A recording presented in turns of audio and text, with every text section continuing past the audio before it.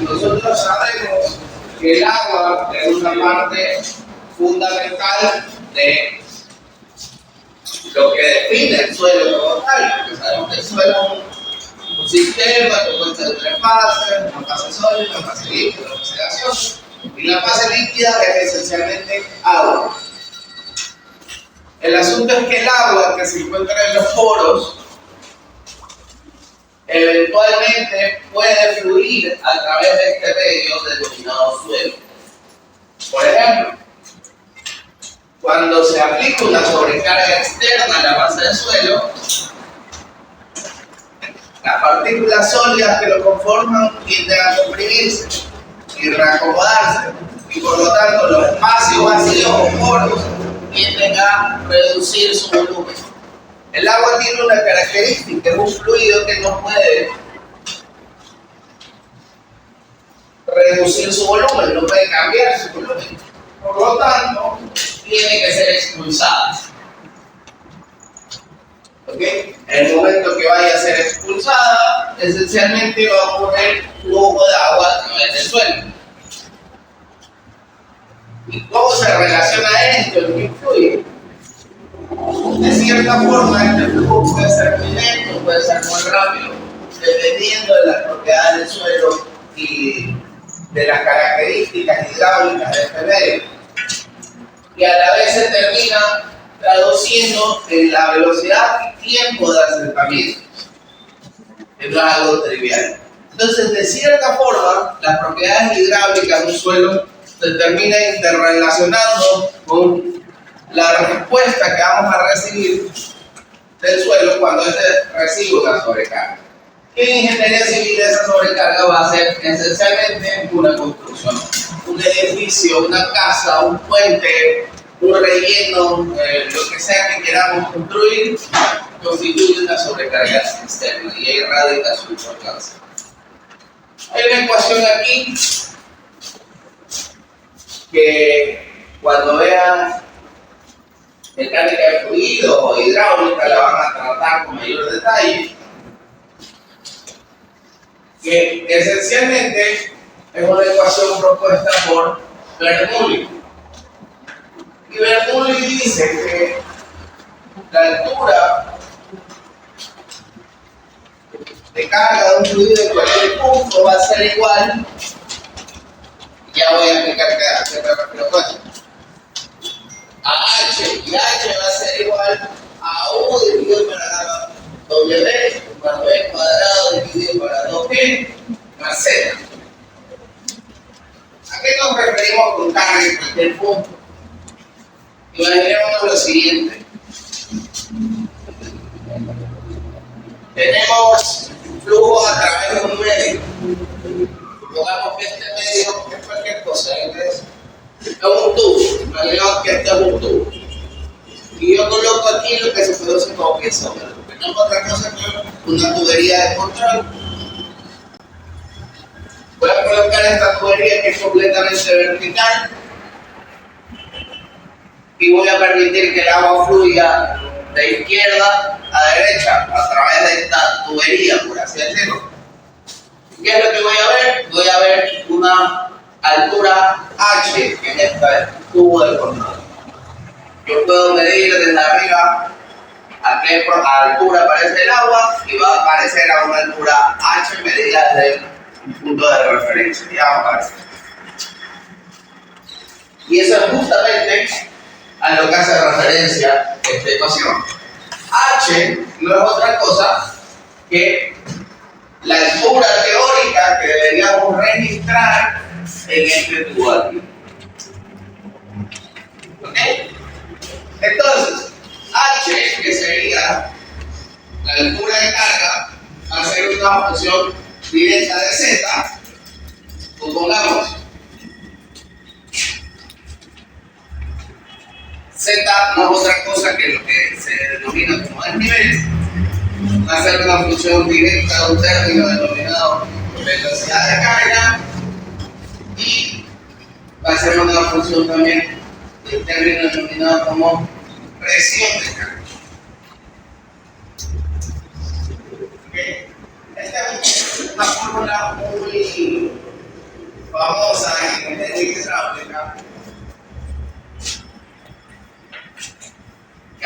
pasaría si es que en este conducto, el medio por el que atraviesa el agua, fuera un tubo o algo por el estilo? Pero en este caso, el medio es suelo, todo es suelo. Y debido a que el suelo es un medio poroso, este término de velocidad de carga se vuelve despreciable en los suelos. Se vuelve prácticamente cero porque esta velocidad es muy baja. Y se puede reescribir esta ecuación de la siguiente forma. H es igual a U dividido para gamma W más Z. ¿Ok? Y de esta forma vamos a analizarlo con el siguiente dibujo. Entonces tenemos dentro de este conducto tenemos suelo, imaginémonos una arena o lo que sea, tenemos un suelo, hemos colocado dos tuberías de control, están, si se fijan, el conducto tiene un desnivel, no es horizontal, sino que tiene un desnivel. ¿Ok? Y las tuberías también están colocadas con un determinado desnivel. Vamos a tomar un nivel base como referencia, un nivel arbitrario, ese va a ser nuestro 0,0. Y vamos a medir la distancia desde el nivel base hasta este punto de control A, que sería donde está el tubo. Esta distancia va a ser ZA. Y algo similar vamos a hacer en B. Esta distancia desde el nivel base, que es un punto arbitrario, ya lo dijimos, hasta el punto B va a ser igual a ZB. Y la altura que se va a registrar en el piezómetro, debido a que va a haber flujo de agua a través de este medio, teóricamente va a ser igual a la relación de la presión dividido para el peso volumétrico del agua.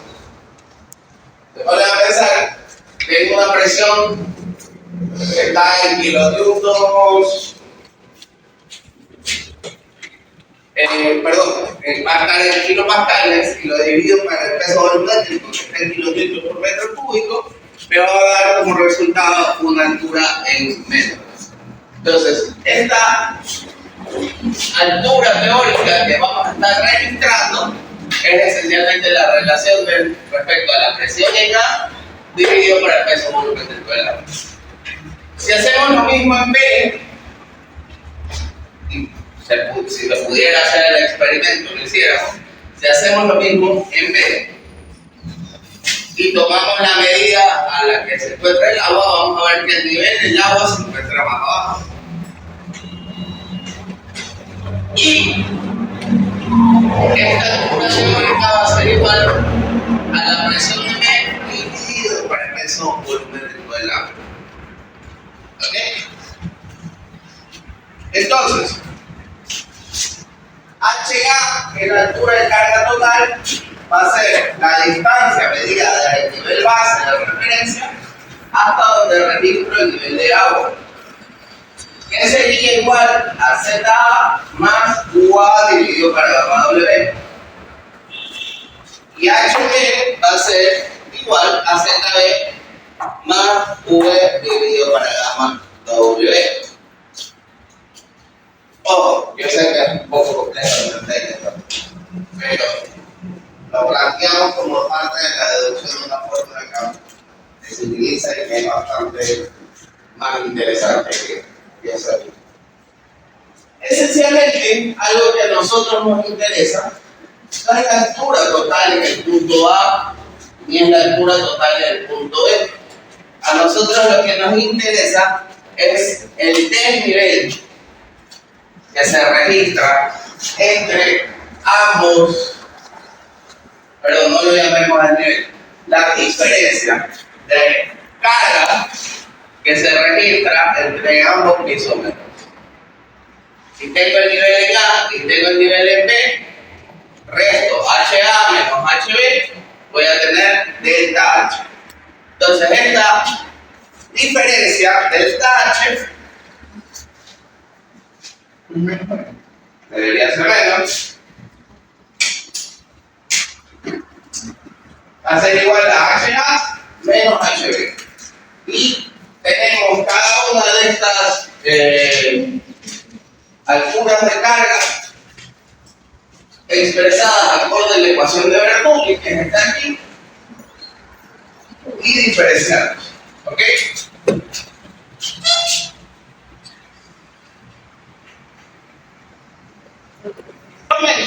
Nace la necesidad de expresar esta diferencia en carga, esta ecuación denominada diferencia en carga, mediante un parámetro adimensional denominado gradiente hidráulico. Y el gradiente hidráulico se expresa mediante la letra I latina minúscula y va a ser igual a delta H dividido para L. Delta H dividido para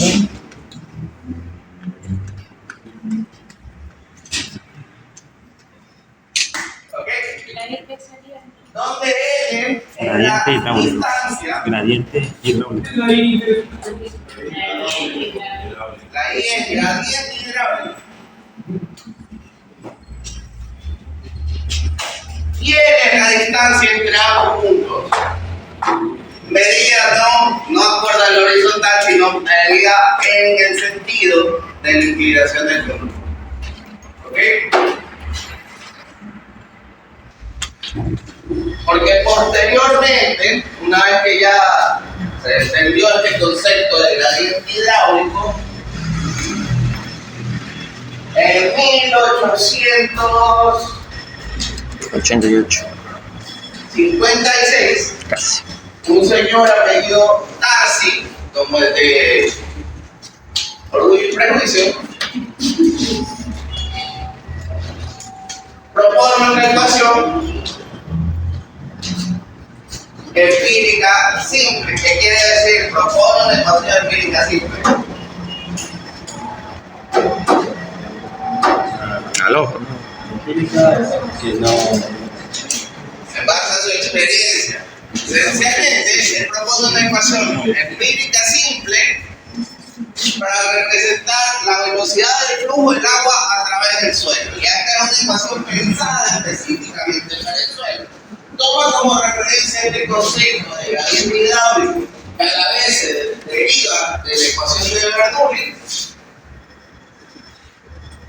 Toma como referencia ese concepto y propone una ecuación empírica simple para el flujo de agua a través del suelo.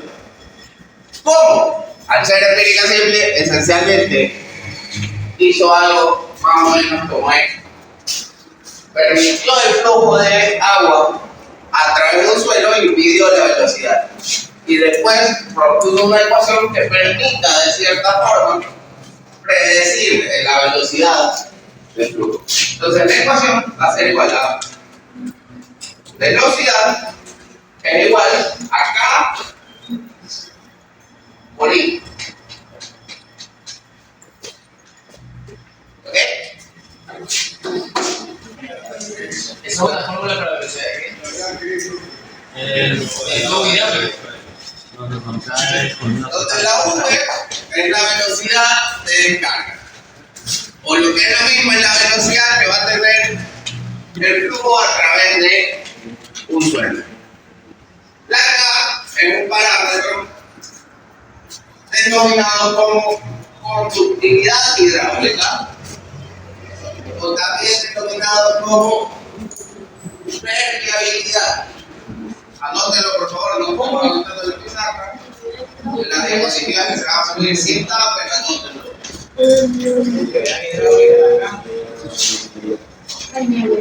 La K es la permeabilidad o conductividad hidráulica. ¿Fue lo mismo?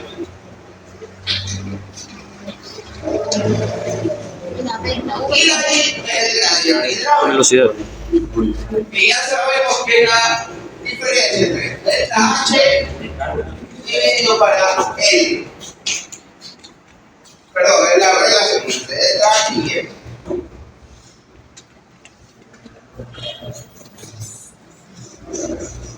¿Ok? Entonces, esencialmente, nosotros podemos, de cierta forma, despejar que vamos a tener que la conductividad hidráulica o permeabilidad va a ser igual a la velocidad de descarga dividida para el gradiente hidráulico. Entonces, si se pone a pensar,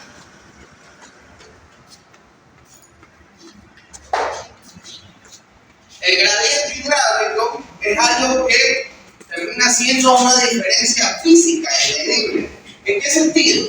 Porque si yo replico este experimento y puedo medir estos niveles y tengo esta distancia, voy a poder calcular el gradiente hidráulico, que va a ser igual a delta H dividido para L. Y la velocidad del flujo también puedo calcular, puedo registrar. Entonces, de cierta forma, la conductividad hidráulica puedo estimarla mediante la obtención de la velocidad y del gradiente hidráulico en laboratorio. Y eso nos permite experimentar con distintos tipos de suelo. Empezar a hacer un poco de variaciones respecto al tipo de suelo en el cual va a ocurrir el flujo. Y eso es justamente lo que han hecho un sinnúmero de autores. Hicieron experimentación para ver el flujo a través de grava, experimentación para ver el flujo del agua a través de arena, de arcilla, de limo, de arena arcillosa, de arena limón, etcétera, etcétera. Y un poco lograron identificar cómo varía este parámetro, denominado conductividad hidráulica en los suelos. Y una de las referencias más famosas es una tabla propuesta por Casagrande y Fadún en 1940, que la vamos a copiar en este momento en la pizarra. Y hay algunas cosas interesantes que ven esta tabla. Algún voluntario o deducir de lo que se observa en la tabla. Mayor permeabilidad, menor salida hidráulica. Entre más fino sea la tierra, mayor permeabilidad. No, menor permeabilidad. Porque entre Esa tierra ya. suelo, Más fino el suelo, menor permeabilidad. Mientras más fino sea el suelo, menor permeabilidad. Siempre que sea tierra. O sea, esencialmente la permeabilidad se reduce con el tamaño predominante de la partícula. Ok, entonces, un suelo fino, llevémoslo más bien hacia otro lado. Entonces, en un suelo fino, el flujo de agua a través de este va a ser más rápido o más lento respecto a un suelo granular. Más lento. Más lento. Más lento porque no le permite paso. O sea, ¿qué significa menos permeabilidad? ¿Se relaciona con un flujo más rápido o un flujo más lento? Luego más rápido. Porque no le deja pasar más rápido. No le deja pasar más rápido. Es menor, ¿no?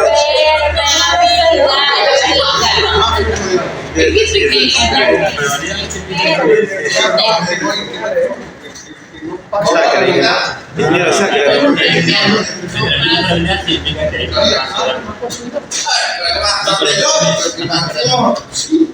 Acuérdense que partimos de la ecuación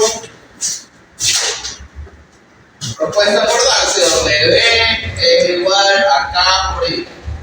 Suponiendo que I es una constante, si K es más alto, la grava, la velocidad del flujo va a ser más alta. Si K es un valor muy pequeño, por una arcilla, la velocidad del flujo va a ser muy lenta. Entonces, Es directamente proporcional. Hay a menos. menor permeabilidad, más lento va a ser el flujo a través de este medio.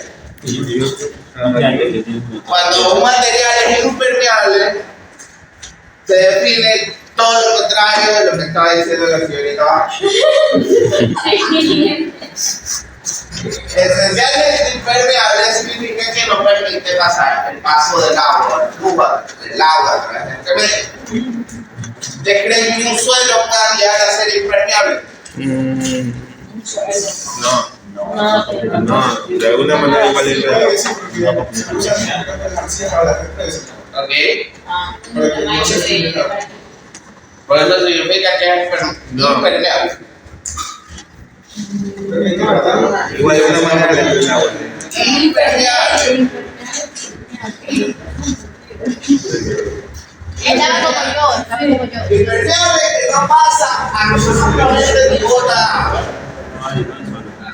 En los suelos no es posible. En un plástico, en un encauchado, para la lluvia sí, porque eso es un material sintético.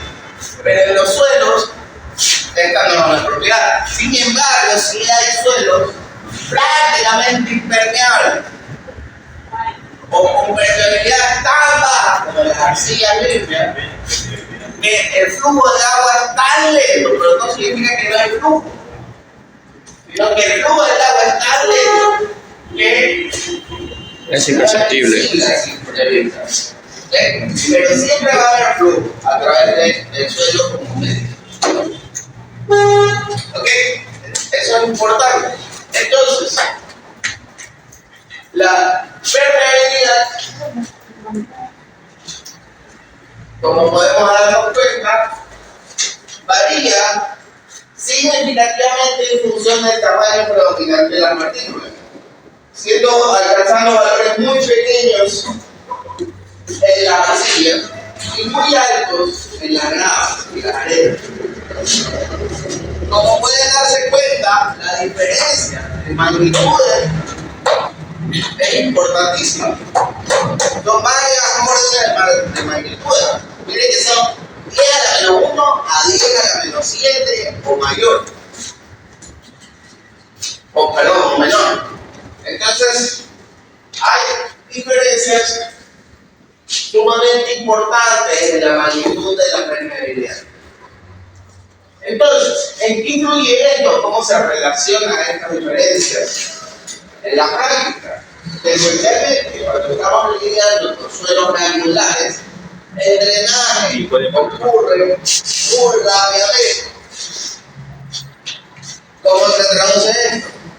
Por ejemplo, cuando se analizan asentamientos en un suelo granular, va a ocurrir lo mismo producto de sobrecargas externas que ocurre en un suelo fino. Esencialmente, las partículas sólidas que conforman el suelo van a tomar la sobrecarga, se van a comprimir elásticamente, se van a reacomodar, los vacíos se van a reducir, el agua que se encuentra en los vacíos busca ser expulsada. La diferencia es que aquí prácticamente no encuentra impedimento para ser expulsada, porque el material se lo permite, debido a que tiene una permeabilidad bastante alta. ¿Qué ocurre en las arcillas? El proceso inicial es muy parecido, a diferencia de que cuando el agua busca ser expulsada, es como que hay alguien en la puerta y dice: ¡hey, aguanta!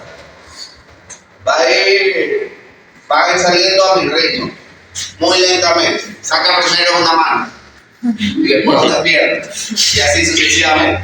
Entonces, por más trivial que parezca el ejemplo, esencialmente eso se traduce en un tiempo de asentamientos sumamente significativo, que muchas veces hay que tenerlo, siempre hay que tenerlo en cuenta, mejor dicho. Porque yo cuando estoy construyendo, no quiero terminar mi casa y un año después estén todas las paredes fisuradas producto de que han experimentado asentamientos diferenciales. No, pues no tiene sentido, si estoy gastando tanto. Y si esa es una posibilidad, quisiera que el experto, ingeniero, especialista que he contratado para que se encargue de mi casa, por lo menos se digne en decirme, oiga, puede tener este tipo de problemas. Deberíamos hacer algo para intentar mitigar este problema. Pero que me avise. Yo veré qué hago, capaz Dios, no, pues si eso va a ser un problema, mejor no hago nada. Porque no me haga gastar X cantidad de miles de dólares y después, no, usted dijo que quería construir, se construyó. Entonces, hay que entender cómo se relaciona la conductividad hidráulica con el fin de lo que buscamos, que es esencialmente que el suelo va a ser un medio del cual vamos a construir. El suelo per se es un medio de construcción.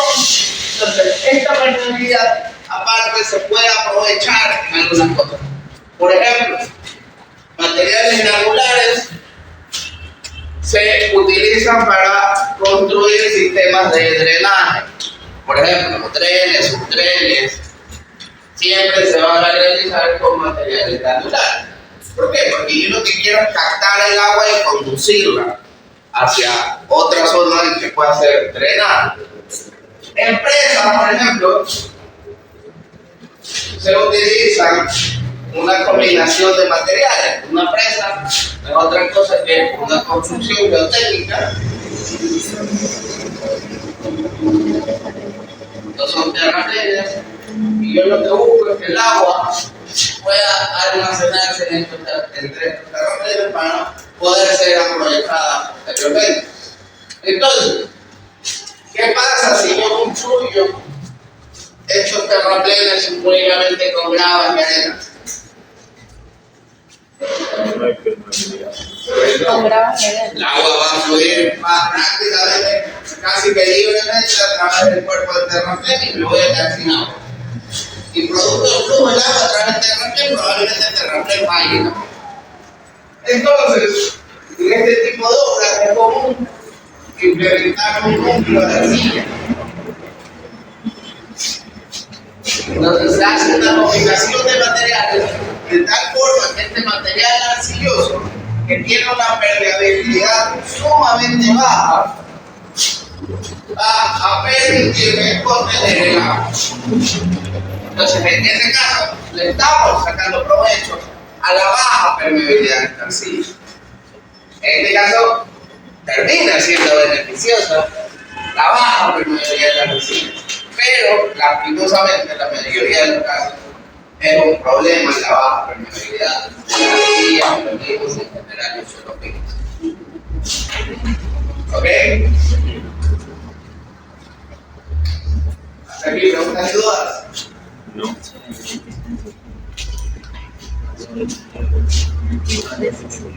vamos a ver un poco cómo se puede determinar la permeabilidad. Dígame. Hay un segmento que dice llega en 3 a 5 y el de abajo tiene el mapa de... Sí, hay veces que puede haber superposición. O sea, esencialmente puede ser que un limo arcilloso de cierta forma se superpone en un rango con lo que sería una arena limosa, una arena fina limosa. Entonces sí, dan tamaño por si acaso, está bien. Por favor, anote. Prueba a carga con un sample y vamos a ver por qué se llama carga con un sample. Esencialmente, ¿qué tenemos? Vamos a tener nuestra muestra de suelo que se combina entre dos piedras porosas, como su nombre lo dice, la piedra con poros que permite el flujo del agua a través de la misma, pero no permite el flujo del suelo. ¿Okay? La longitud de la muestra de suelo es igual a L. Esta muestra va a tener un determinado diámetro, no está dibujado, pero va a ser el diámetro de la muestra, lo cual nos va a permitir estimar el área. Y tengo en la parte superior un reservorio de agua y en la parte inferior un reservorio de agua. ¿Ok? Y tenemos acá una salida de agua que se monta en un matraz graduado. Es un matraz graduado, pero otra cosa es que es un instrumento de laboratorio para medición de volumen. como las tazas que tienen en la cocina Medidas. para medir. Entonces me da. Es el mismo principio, pero esto es de laboratorio. El otro es para hacer todo, esto es para hacer laboratorio. Para el principio es el mismo. ¿Ok? Entonces, ¿por qué se llama prueba de carga constante? Porque esencialmente lo que nosotros vamos a buscar es que la cantidad de agua que vamos a introducir por acá arriba se iguala a la cantidad de agua que vamos a tener acá abajo. ¿Okay? Entonces, esencialmente, el volumen de agua que entra es igual al volumen de agua que sale, y por eso se llama prueba de carga constante. Obviamente, para que esto ocurra, el agua tiene que fluir a través de todo el medio que es el suelo. Y obviamente, la velocidad de ese flujo dependerá esencialmente de qué. De la permeabilidad depende del tipo de suelo. Entonces, ¿qué pasa si yo coloco aquí una arcilla? Menos profundidad. No va a pasar el agua, porque se me va la vida esperando que no hay forma de que yo abra esta llave y calibre y que el agua pase a través de todo el suelo y si igual el flujo de agua que entra con el que sale. No se va a conseguir. Entonces, este tipo de pruebas a carga constante no puede utilizarse en suelos finos. No da buenos resultados, no se logra específicamente. Sin embargo, es muy útil en suelos granulares. ¿Por qué? Porque los suelos granulares son altamente permeables. Entonces el agua puede fluir fácilmente a través de este medio. Y logramos fácilmente igualar el volumen de entrada al volumen de salida. ¿Ok? Teniendo eso en cuenta, tenemos que la ecuación del volumen, en este caso Q igual al volumen de agua recolectado, va a ser igual al área transversal de la muestra multiplicado por la velocidad de la descarga multiplicado por el tiempo. El área es algo geométrico, si conocemos el diámetro, calculamos el área. Esto no tiene nada de difícil. Sabemos que la velocidad, acorde a la ecuación de Darcy, es igual a la conductividad hidráulica o permeabilidad multiplicado por el gradiente hidráulico. Y el tiempo no es otra cosa que el periodo del cual vamos a recoger el agua, vamos a recolectar el agua. Y ya voy a explicar exactamente la secuencia. Ok, partiendo de esta ecuación, nosotros sabemos que el gradiente hidráulico es igual a delta H elevado a la L, dividido para L. En este caso es carga pegada como H, pero no es otra cosa que delta H, que es la diferencia de carga entre este punto y este punto, lo cual es medible físicamente, y L es la longitud de la muestra, lo cual también es medible físicamente. Entonces puedo medir el gradiente y se puede reemplazar en esta ecuación, podemos reescribir esta ecuación. Y esencialmente podemos despejar la conductividad hidráulica. Entonces, ¿en qué consiste el ensayo? Una vez que coloco mi muestra entre las piedras porosas, abro la llave y empiezo a calibrar que la cantidad de agua que va a ingresar sea igual a la cantidad de agua que va a salir. ¿Cómo se puede hacer eso? Se puede colocar un elemento, un instrumento que se llama el caudalímetro, tanto en la entrada como en la salida. Y busco que se nivele, que lo que registre en ambos instrumentos sea igual. ¿Ok? Una vez que hemos conseguido eso, estamos listos para empezar nuestro ensayo. Vamos a coger nuestro matraz graduado, vamos a coger un cronómetro, ponemos la llave del flujo está igualada y le damos inicio y colocamos el matraz ahí. Lo dejamos, supongamos, 2 minutos. A los 2 minutos detenemos el reloj y cortamos el flujo, retiramos el matraz. Entonces, ¿qué vamos a hacer? El matraz nos va a marcar un determinado volumen de agua. Vamos a leer cuánto es ese volumen de agua. Eso va a ser Q. lo vamos a conocer porque lo estamos midiendo. El tiempo es el periodo que nosotros le destinamos. En este caso fueron 2 minutos. Lo conozco. Entonces, si se fijan, esencialmente conozco todo. Conozco el volumen, conozco L, conozco A, conozco H y conozco T. Lo cual me permite tener una estimación de la permeabilidad. ¿Ok? Entonces es una prueba relativamente sencilla. Incluso esta prueba se puede extrapolar bajo el mismo principio para ejecutarla en campo. De ahí yo puedo desarrollarla. Hay unos ensayos que se llaman Lefranc, que es un ensayo de permeabilidad que se basa en el mismo principio, pero hacerla en una perforación, de tal forma que tenga una medida de cierta forma fehaciente cuál es la permeabilidad del material en sí. Y eso es lo importante. Hagamos un ejemplo. Algún voluntario para hacer este ejemplo y creo que puede ser así.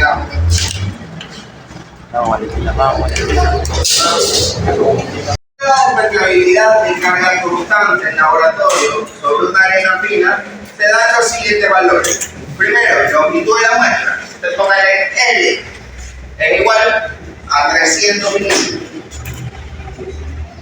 Diámetro de la muestra, milímetros, no son metros. Diámetro de la muestra, 150 milímetros. La diferencia de carga, que no es otra cosa que H, es igual a 500 milímetros.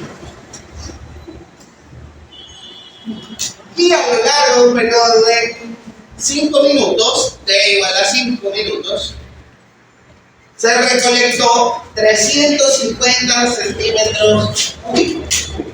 Eso será cubos. Centímetros cúbicos. Correcto. Y nos interesa calcular la conductividad hidráulica. ¿Ok? Entonces, primero tenemos que trabajar en unidades consistentes. ¿En qué unidad estaba el cuadro que se escribió aquí? Centímetros por segundo. Centímetros sobre segundo. Entonces vamos a trabajar en centímetros.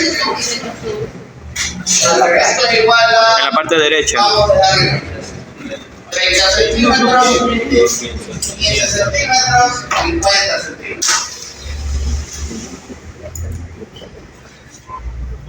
¿Ok? El tiempo lo vamos a pasar a segundos. Multiplicamos 5 por 60. 300 segundos. Ok. Entonces, vamos a tener K es igual a, que lo tengo ya, 350. Ahora, creo. U por L dividido para A por H por T. Calculemos A, no lo hemos calculado. A, voy a mirar en un círculo. Y en función del diámetro, y por diámetro cuadrado dividido por diámetro cuadrado dividido por 4. O simplemente diámetro dividido para 2 y lo hago al cuadrado ya. Hay mil formas de hacer lo mismo.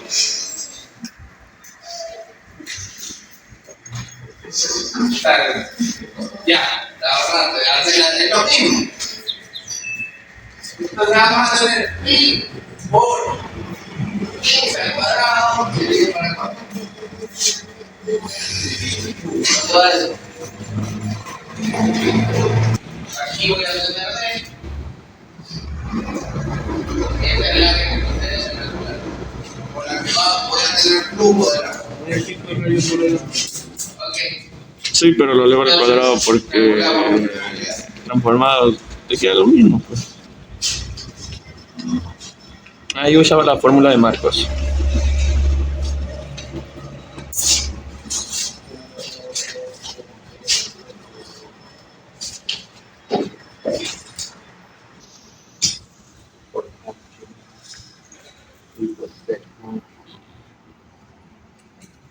metros por segundo. Si se fija, tiene sentido para una arena este rango de permeabilidad. Otro parámetro que a lo mejor puede ser útil, que puede ser necesario calcularlo, es la velocidad de descarga, por ejemplo. ¿Ves? Que no es otra cosa que la velocidad por darle la ecuación a la ley de Darcy. V es igual a K por I. Podemos obtener B. La velocidad de descarga. V es igual a K por I. Y ya calculé K, me falta I, y es igual a H entre L. Tengo H que es igual a 50 y tengo I, perdón, y tengo L que es igual a 30.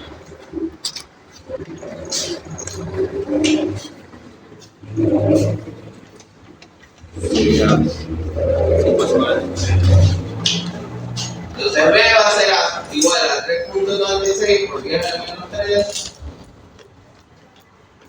por 50. 1. ¿Cuánto?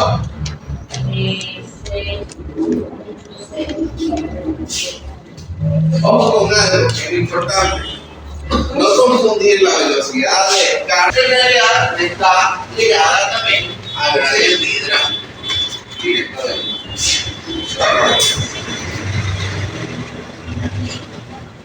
Bien, entonces, perdón.